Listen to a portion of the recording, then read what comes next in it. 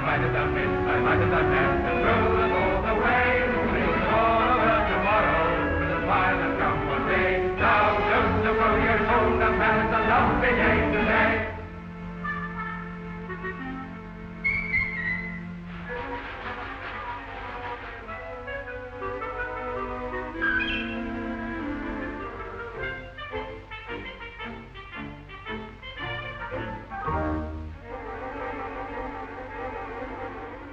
We all know this man, but let's call him Mr. Anyman. He's been sitting at this desk for years and years. The salary's not much, but it's been a steady, peaceful job. The trouble is, it's a bit too peaceful these days with so many of his friends on war work. Mr. Anyman feels out of it all, and he wants to be in it. But what can he do? At home, he's a bit of a handyman. What can he do? The answer's in his own hands, if only he realised it. Oh, John, you're not at your old vice again. Now, come on, give them all away. I want to see them. Oh, well, dear. Go along, darling, put them all away. Oh, very well. At 8:40 next morning, he catches his usual train for the city. Please, excuse me. Really.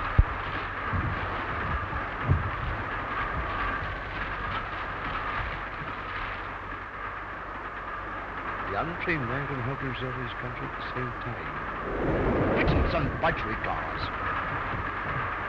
I'll it bunched together like sardines and trumpet. I should complain. You got this, I think. The ever-increasing measure of trained men. You can be one of them. Well experienced, successful retraining. This does not mean workshop. Full details, any employment exchange. That's an idea. And a few mornings later, there's a mysterious bulge in his pocket. John, dear, what have you got there? Oh, nothing. Looks so untidy. What will the neighbors say? Hurry, dear, or you'll miss your train.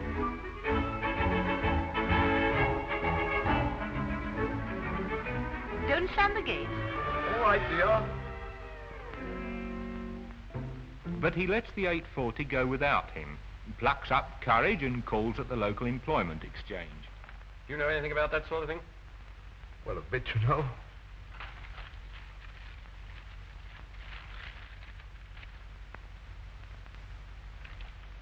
You mean you repair these? Well, in my spare time. Oh, well. And so Mr. Anyman gets his chance to become a craftsman. The exchange sends him to one of the government training centres. He finds himself among a crowd of other chaps, all eager to learn their new jobs. By the way, they're allowed to smoke here whenever they like.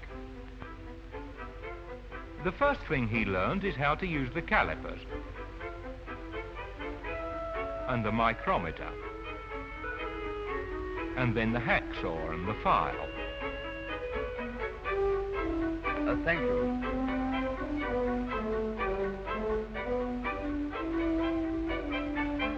It's a bit different from pen pushing, but most of the chaps are doing something very different from their old jobs. He was a stage designer. He was a clerk in West Africa. Here's a printer, and another printer. He was a salesman, and this chap was a ladies' tailor. They all get a money allowance while they're being trained, and a free dinner every day. Boiled beef and carrots, my favourite dish. The next thing he learns is to set up a job in the lathe and do a bit of turning.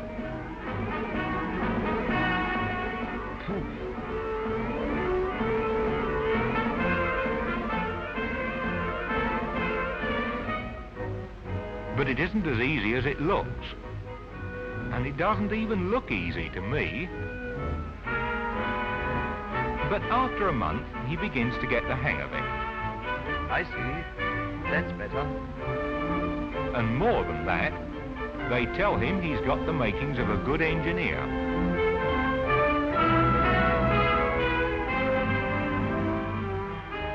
He learns to handle more difficult and complicated tools.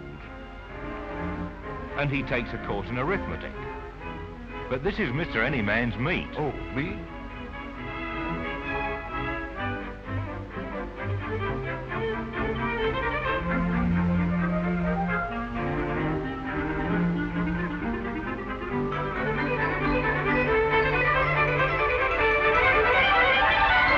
How's that?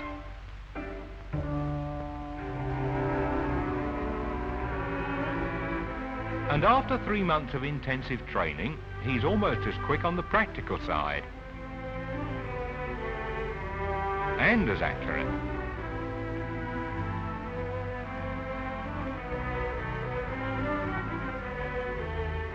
One more month and this is what they call a 6-way piece. It's a tricky little job. It's got to be right to the 10th of a thousandth of an inch. It's the most difficult thing he's attempted yet.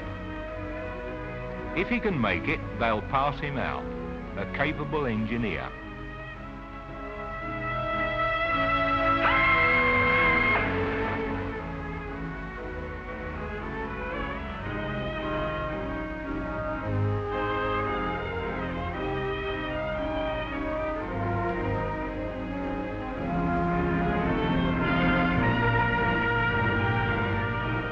It's the final test. It's got to fit all 6 ways. And he's made it. Is that all right? Oh, thank you so much.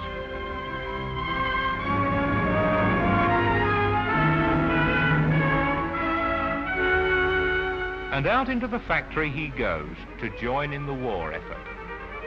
Full of confidence for the job he's been trained to do. Yesterday is over your shoulder, don't turn round and say, I might have done this, I might have done that, just throw the thought away. Face the dawn of a tomorrow with a smile and come what may.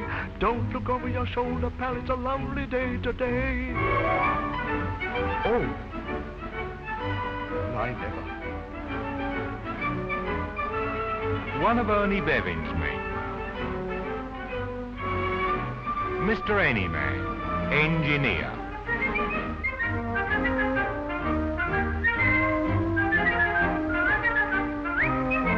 John, what will the neighbors say?